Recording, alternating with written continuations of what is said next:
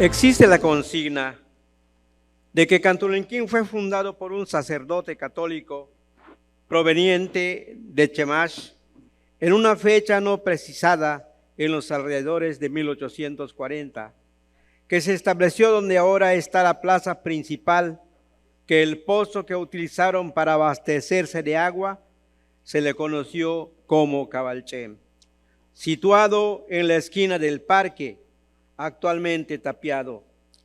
Tal vez suene a leyenda, y en eso se convierten las voces del pasado que nos dicen que en los árboles del ahora parque meció su hamaca, que esa hamaca quedó colgada en memoria suya cuando fue asesinado por los insurrectos en un ataque perpetrado durante el movimiento social llamado Guerra de Castas. Y en memoria suya le decían a este pueblo Ucajalquim, pueblo del cura, que a este pueblo le llamó como a otros pueblos Cantunil, y en su memoria lleva la última palabra Quin, que quiere decir cura, Cantunilquín, el Cantunil del cura. Otras versiones nos hablan de un cerro en el que había una piedra labrada, que estuvo como vigía mirando el orto y el ocaso. Sobre la plataforma del que ahora conocemos como Cantunich, que al ser iluminado por el sol de la mañana y la tarde, motivó ser llamado Cantunilquín, que significa piedra amarilla que miró al sol. Cualquiera que fuera la verdad sobre el nombre de este pueblo, de la historia que lo rodea, eso nos hace identificarnos con el gentilicio de cantunilquinenses. Mi nombre es Mario Chancoyi, cronista de la ciudad de Felipe Carrillo Puerto, fundada el 15 de octubre de 1850. Llevó el nombre de Xbalamná, Chan Santa Cruz, Nosca Santa Cruz Xbalamná, renombrada como Santa Cruz de Bravo en 1901, municipio libre de Santa Cruz en 1932 y Felipe Carrillo Puerto en 1934.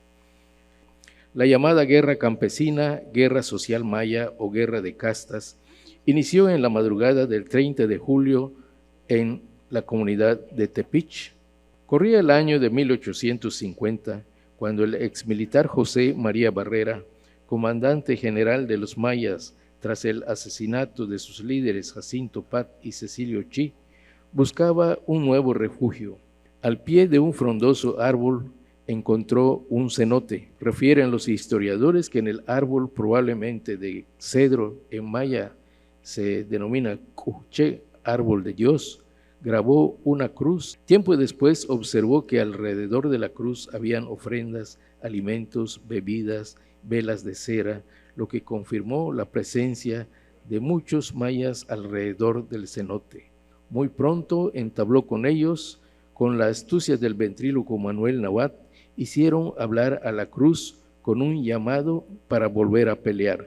A la muerte de Manuel Nahuat en una incursión militar, surge la figura mítica de Tata Juan de la Cruz Tres Personas, de quien el ejército yucateco decomisó 6 mensajes. La primera, fechada el 15 de octubre de 1850, y se conoce por primera vez el nombre de Xbalamná como pueblo del intérprete de la Santísima Cruz. Los soldados del ejército lo llamaron Chan Santa Cruz. El maestro Javier Gómez Navarrete escribió que con la cruz parlante se creó una nueva sociedad, los Masewalou, una nueva religión, los Cruzou, y dio margen para la creación del territorio de Quintana Roo. El subteniente de la Armada, nuestro entonces joven, el Tomás Otón Pompeyo Blanco, que nació en Ciudad Victoria, pues él se encontraba precisamente, como vemos en la fotografía, a bordo de la corbeta Zaragoza, cuando recibe instrucciones de los altos mandos militares de la Secretaría de Guerra y Marina para que se trasladara a la capital del país, la Ciudad de México. Ahí le fue informado de la intención por parte del gobierno federal de ya intervenir en forma para pacificar, entre comillas, la zona oriental de la península de Yucatán, que se encontraba totalmente sustraída de todo poder del gobierno de Yucatán y lógicamente del gobierno federal. Realmente no se pensaba fundar una ciudad, es decir, el comandante Blanco no vino a fundar la ciudad, Él, quizá desde el Pontón Chetumal, vislumbró la idea de consolidar más la soberanía nacional en esta ciudad, en esta parte de la península de Yucatán, después de haber fondeado el 22 de enero de 1898 en la bahía de Chetumal, muy cerca del muelle. Entonces él decide el 5 de mayo, muy temprano al amanecer, en una ceremonia de izamiento de la bandera, se entonó el himno, se les dio un refrigerio, etcétera, etcétera.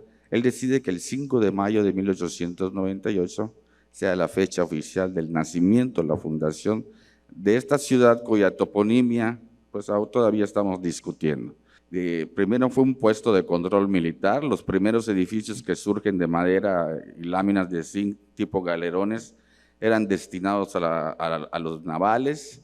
Al crearse el territorio federal de Quintana Roo el 24 de noviembre de 1902, pues lógicamente la gente más gente decide venir, a la ciudad. Han de saber que en el año 435 de nuestra era, un 11 de diciembre, se funda la ciudad maya de Siancán Bacjalal por los Itzáes, que significa en maya, lugar donde nace el cielo y rodeada de carrizos. Para 1511 es sabido, arriban los primeros españoles a causa de un naufragio. El capitán Pedro de Valdivia, el clérigo Jerónimo de Aguilar, Gonzalo Guerrero, entre los 18 o 20 sobrevivientes. Para 1544, Melchor Pacheco funda la villa de Salamanca Bacalar. Para 1642, el corsario Abraham ataca Bacalar y se lleva sus riquezas y también a todas las mujeres de la villa.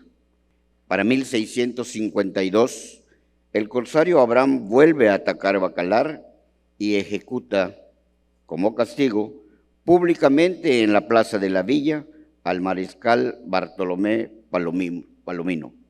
En 1733, el mariscal de campo Antonio de Figueroa y Silva ordena la construcción del fuerte de San Felipe. Durante la mal llamada Guerra de Castas, la fortaleza volvió a ser escenario de cruentas batallas para la posesión de la plaza. Para 1768 aparecen piratas bacalarenses para defender la villa. 1847, Guerra de Castas en Bacalar. Venancio Pec, caudillo maya, fue quien asedió la villa.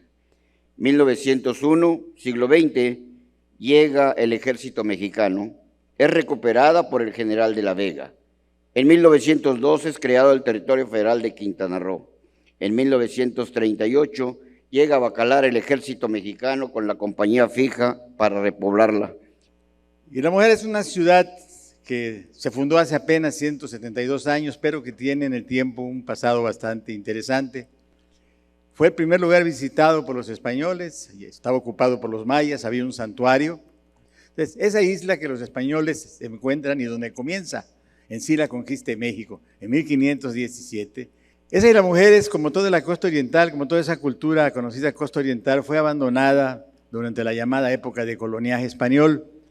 ¿Por qué? Porque los mayas, se ha dicho acá, se escondieron en el monte. Algunos aceptaron la relativa comodidad de estar con el blanco, en los pueblos, en las haciendas, pero la mayoría se escondieron en lo que es hoy Quintana Roo.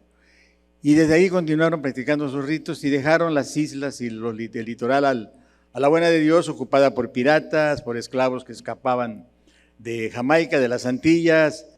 300 años, si quieren, en que la isla estuvo prácticamente sola, hasta que fue ocupada con fugitivos de la Guerra de Castas. Entonces, es en ese interín de 1850 cuando se funda la ciudad de Isla Mujeres. Se funda con el nombre de Pueblo de Dolores en Isla Mujeres, porque algunos lo confunden y creen que se le cambió nombre a la isla. Se funda la ciudad con pura gente que ha huido de la guerra, que son labradores de la tierra, que no conocen el mar, que no conocen la pesca, y ahí están las relaciones de habitantes y los censos, que donde está claramente especificado eso. Bueno, pero se funda la ciudad y la gente tiene que apoyarse en los pescadores de Cuba que hacen temporada para aprender desde descompresionar un mero por la aleta, ¿sí?, hasta construir trampas de arrastre, palangres y en fin, todo lo que son las artes y técnicas. Así Las Mujeres empieza a identificarse con el entorno, con el mar y empieza a crear una cultura, esa cultura del isleño que hasta la fecha nos sorprende. Afortunadamente, la gente del lugar ha logrado conservar lo que ha sido su cultura de tantos años. El espacio que hoy ocupa la ciudad de Cozumel en la costa occidental de la isla del mismo nombre, desde épocas inmemorables estuvo ocupada primero por los indios caribes que desde las costas de lo que hoy es Venezuela poblaron las Antillas mayores y menores, incluyendo en ellos la isla de Cozumel. Posteriormente, los grupos putunizáes provenientes de las llanuras fluviales de Tabasco ocuparon la isla y sus huellas quedan como recuerdo en las actuales ruinas de Tantún, San Gervasio, Buenavista, Oiquip, El Cedral, Xamancap, San Miguel y más de 30 sitios arqueológicos.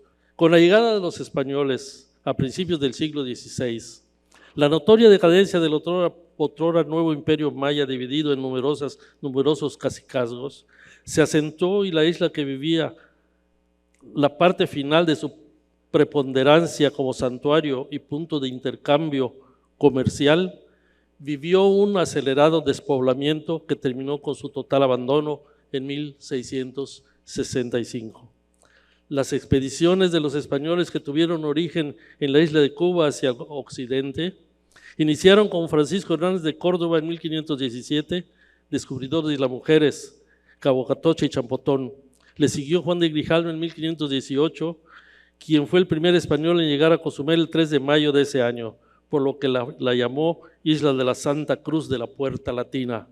Hace 3 días, el 21 de noviembre, Cozumel cumplió 173 años de existir oficialmente como pueblo con un gobierno y dependiendo de Tizimín. Este decreto fue firmado por el gobernante don Miguel Barbachano y Tarrazo, en el que se da categoría de pueblo al antiguo Rancho San Miguel, que el año anterior había recibido el primer grupo de repobladores que a principios del mes de abril, cuando fueron rescatados de las playas de Tzilán, habían llegado a la isla. Hablar del chicle y de los chicleros se remonta a una etapa importante de nuestra historia. Es referirnos a una etapa de más de 80 años. Es hacer referencia a uno de los primeros motores económicos del Quintana Roo que hoy conocemos. La explotación del chicle propició una de las primeras oleadas de mexicanos migrantes hacia lo que hoy es nuestro estado. Los tuspeños, hombres forjados en la rudeza del trabajo de la selva, expertos en subirse a los árboles y hacer los cortes precisos para extraer la resina, fueron quienes fomentaron en la zona la explotación del zicté, como se conoce al chicle en nuestro mundo maya. Protagonista de aquella época que hoy miramos con cierto romanticismo fue doña Angelina García Reyes. Nos contó que durante muchos años fue cocinera en los campamentos chicleros. Nacida en Leona Vicario en 1928, doña Angelina se dormía tan pronto oscurecía, pues debía pararse entre las 2 y 3 de la mañana a preparar el desayuno de los chicleros. Doña Angelina recuerda que le pagaban 10 centavos diarios por cada chiclero que atendía, por lo que con 20 chicleros ganaba 2 pesos por jornada de trabajo, es decir, 60 pesos al mes. La era del chicle natural decayó en la primera mitad de la década de los 70. El truck, esa especie de ferrocarril primitivo tirado por mulas o caballos que iba de Leona Vicario a Puerto Morelos, aún llegaba a funcionar hasta finales de esa década con la única forma de sacar las últimas producciones de chicle y madera. A golpe de machete los chicleros abrieron las brechas por donde llegó el desarrollo y crecimiento de Quintana Roo. Algunas de esas brechas son hoy carreteras que nos comunican de manera acelerada y hacen nuestra vida más cómoda. 10 días antes de la creación del territorio está fechado el documento que consideramos el acta de nacimiento de Playa del Carmen. Este documento del que les menciono fue localizado por un historiador quintanarroense, el doctor Carlos Macías Richard. Nos pasó el tip en un evento que hicimos en el 2002, buscando información sobre la historia de Playa del Carmen, que no sabíamos nada en esas fechas, y pues me aboqué inmediatamente a ir a la Ciudad de México, al Archivo General de la Nación, a confirmar el dato que nos habían proporcionado. Efectivamente, ahí encontré un documento, el documento mencionado, el cual es una carta, una carta informativa que le manda Ángel Rivas, gerente de la compañía chiclera, al gobernador de aquel tiempo, don Olegario Molina.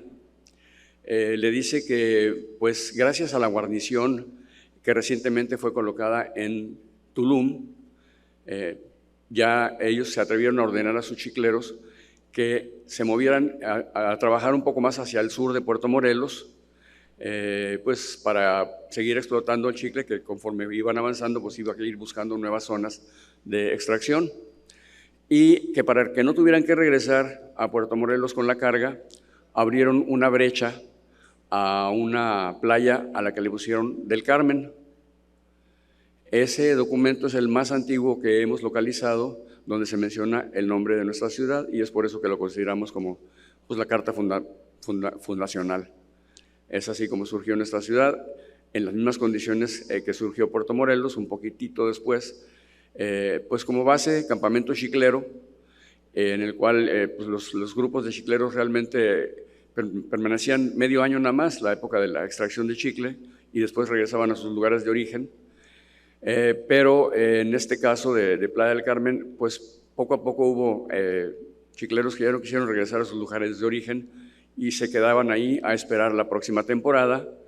Aunado a ello, hubo ya gentes que vinieron, gentes mayas precisamente, que vinieron de Cozumel ya a instalarse en Playa del Carmen. Quiero que hagamos una reflexión sobre lo que significó la ciudad de Cancún en Quintana Roo y cómo pasamos de esto, de esa isla desierta en donde no había absolutamente nada, 3 habitantes, ¿cómo pasamos a eso? ¿Cómo pasamos de esto, de esa isla en donde nada más se ve un caminito ahí en medio de la laguna, o de esto en donde se ven la zona de los rellenos? ¿Y cómo pasamos de esta pequeña ciudad ahí trazada en medio de la selva? La siguiente, aquí todavía, eso que se ve ahí es la avenida Tulum. ¿Y cómo pasamos a una ciudad que tiene 1 millón de habitantes? ¿A quién se le ocurrió la idea de fundar Cancún? Pues se le ocurrió a mucha gente. Se le ocurrió a mucha gente porque al ver esas playas, al ver esa isla desierta, al ver esas playas paradisíacas, pues era muy fácil pensar, si las llenamos de hoteles, esto va a ser un gran negocio para Quintana Roo y para México. Y así fue. Entonces, gente como el presidente Miguel Alemán, como el gobernador Rojo Gómez, o como el señor Lima, José de Jesús Lima, en Isla Mujeres, pensaban que había que crear un centro turístico en Quintana Roo. Y también se le ocurrió a 2 personajes que están aquí del Banco de México, al licenciado Ernesto Fernández Hurtado y al licenciado Antonio Enrique Saviñac, que son conocidos como los padres de Cancún. A ellos también se les ocurrió, pero con una diferencia. Ellos tuvieron el dinero para hacerlo y también tuvieron el talento y la disciplina para hacerlo bien. Unieron con un puente la isla al continente, ahí está el puente famoso, y hicieron un aeropuerto internacional. Hicieron un plan maestro para que les saliera muy bien, y en ese plan maestro pusieron todos los elementos que deberían ser, y todavía el actual Cancún responde a esos elementos que estaban en el plan maestro. Cancún es ahora una referencia, porque tiene 40,000 cuartos, pero Quintana Roo tiene 120,000 cuartos, es decir, la tercera parte de los cuartos hoteleros están en Cancún, la otra parte están en el resto de Quintana Roo.